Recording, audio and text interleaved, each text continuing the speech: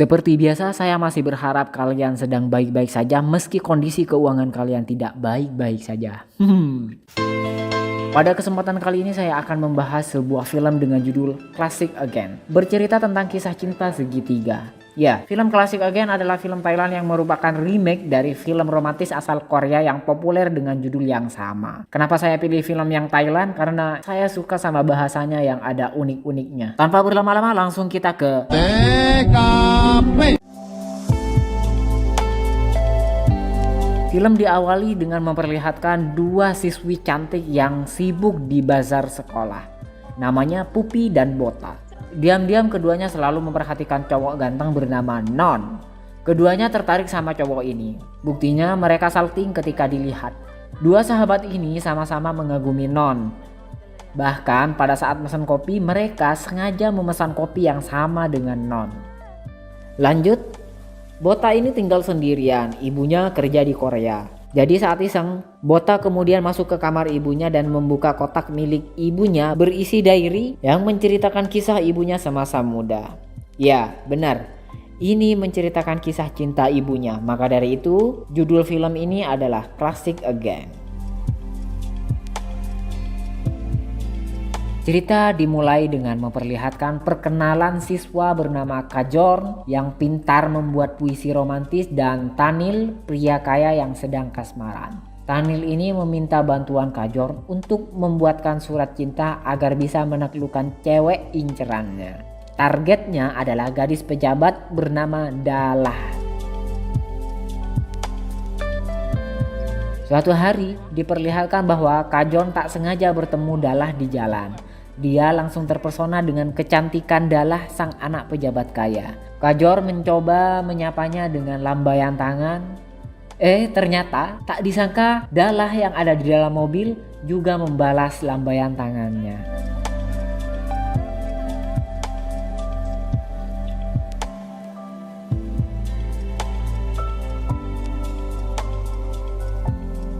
Kajorn ini dalam perjalanan untuk mencuri cupang. Tiba-tiba dipergoki oleh Dalah yang ternyata itu adalah peternakan milik kakeknya Dalah. Untuk pertemuan pertama ini cukup berkesan ya, meskipun kesannya jelek sih. Berbeda dengan gadis lainnya yang punya sifat unyu, gemulai. Ternyata Dalah ini suka sama tantangan dan rasa penasaran yang tinggi. Maka dari itu, Dalah mengajak Kajorn menemaninya masuk ke rumah angker di seberang sungai untuk melihat hantu. Aneh nggak tuh? Jika tidak, maka Dalah akan melaporkan kasus pencurian yang dilakukan Kajorn dan teman-temannya pada kakeknya. Kebetulan kakeknya Dalah ini memang tokoh di daerah tersebut. Tujuan Dalah pergi ke rumah angker adalah karena dia penasaran apa yang dilakukan manusia setelah meninggal.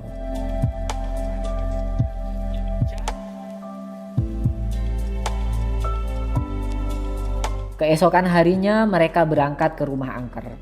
Ini bukan film horor, jadi meski angker, mereka tidak dikejutkan oleh hantu, tapi malah dikejutkan oleh monyet liar yang ada di rumah tersebut. Dan dari situ mereka semakin akrab.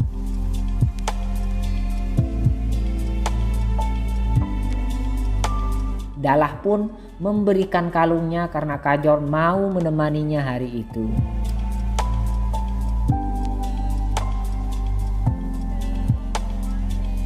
Setelah sekian lama membujuknya, Kajorn menyanggupi akan membuatkan surat cinta milik Tanil dan mereka pun bersahabat. Jadi Tanil ini sebenarnya sudah dijodohkan dengan Dalah karena sama-sama berasal dari keluarga kaya. Tanil yang mulai beneran suka ke Dalah ingin membuat Dalah juga menyukainya, bukan hanya karena perjodohan, tapi karena perasaannya juga. Di sisi lain, untuk memenuhi janjinya pada Tanil, Kajorn membuat surat cintanya pada Dalah. Surat cinta yang dibuat Kajorn pun sangat bagus karena itu sebenarnya juga merupakan isi hatinya sendiri terhadap Dalah. Setelah membaca surat itu, Tanil diajak ke pesta dansa oleh Dalah. Tanil mengajak Kajorn ke pesta dansa. Di pesta dansa, Dalah saling mengagumi dan senyum malu-malu. Namun saat pulang, Kajorn harus merelakan Dalah diantar oleh Tanil sahabatnya. Setelah sampai, Tanil pergi dan tak disangka Kajorn mengikuti Dalah hingga ke rumahnya. Dan mereka yang tak kuasa menahan perasaan akhirnya saling berpelukan. Sejak saat itu Tanil mulai gelisah karena Dalah mulai berubah. Salah satunya gak lagi balas surat cintanya.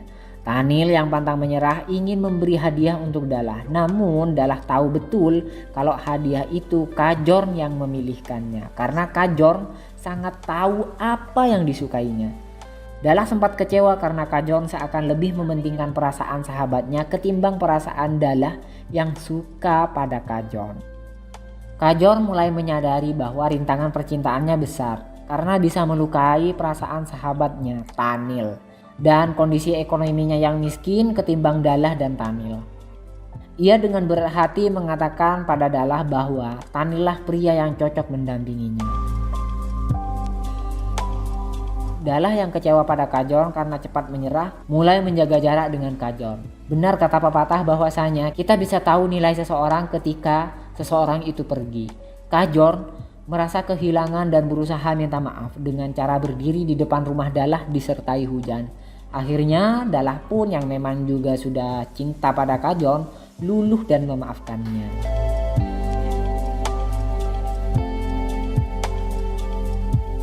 Kembali ke Tanil, dia ingin menjadi pria jujur bagi pujaan hatinya. Akhirnya ia jujur bahwa yang menulis surat cinta selama ini adalah Kajorn.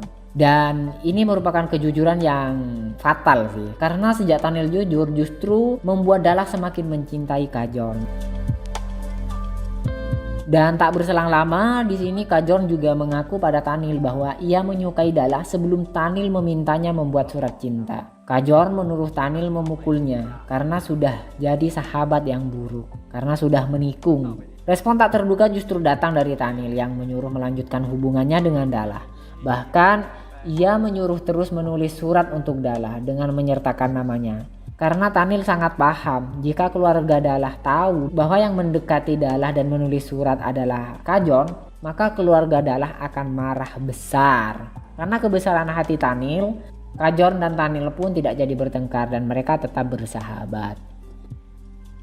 Sejak saat itu Dalah dan Kajorn semakin sering saling mengirim surat, memupuk perasaan cinta mereka sehingga berbunga-bunga.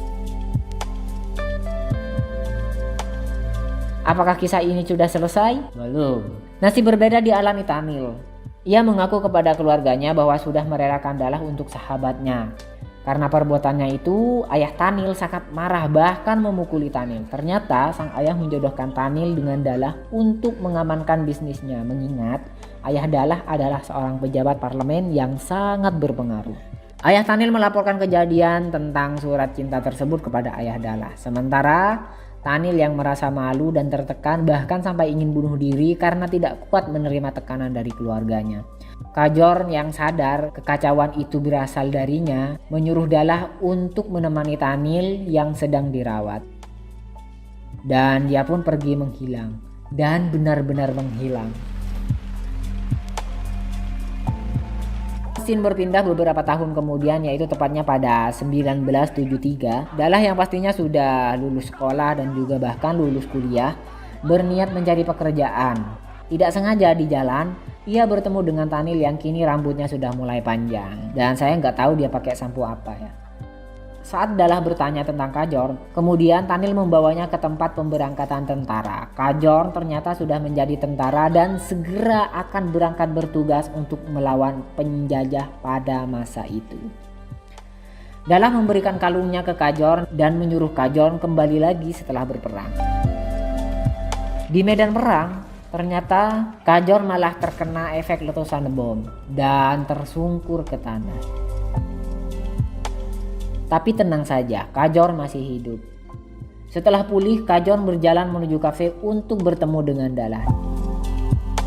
Namun sayangnya Dalah kemudian sadar bahwa Kajorn mengalami kebutaan setelah insiden bom di medan perang kala itu. Kajorn datang ke sana untuk memenuhi janjinya mengembalikan kalung milik Dalah dan memberitahunya kalau dia sudah menikah dan menyuruh Dalah untuk melupakan perasaan mereka masing-masing. Selang beberapa tahun, Kajorn meninggal.